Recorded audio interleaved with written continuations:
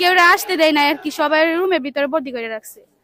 আগে আসছিল তারা থাকতে পারছে, আর যারা পরে আসতে চাইছিল তারা আর কি গেট লাগাই দিছে, বন্ধ করে দিছে, আসতে পারে নাই। ওরা মানে পরামর্শ করে দুজনে আমার কাছ থেকে 5,30,000 টাকা নিয়েছে চাকরি দিবে বলে।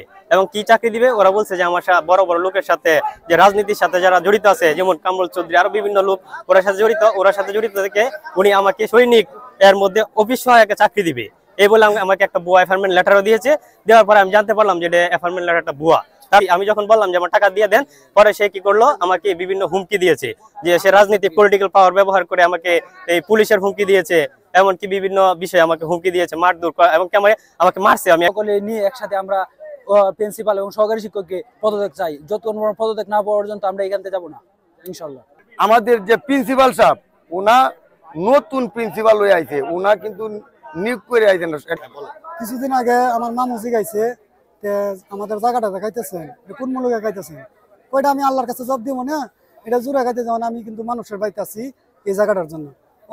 আওয়ামী লীগ সরকার ক্ষমতায় করার জোর দেয়া নিয়ে গেছে, চাইলে কয়টা আমি আল্লাহর কাছে বুঝো মনে, আল্লাহর লোকে বুঝো মনে, আপনারা জায়গা পাবেন না, এটা জোর দেয়। আমার তো কেউ নাই, গোষ্ঠী কাছে কেউ নাই, ওই একা জোরে লেগে গেছে। হেকিম মৌলানা নিয়ে গেছে প্রিন্সিপাল 600 টাকা।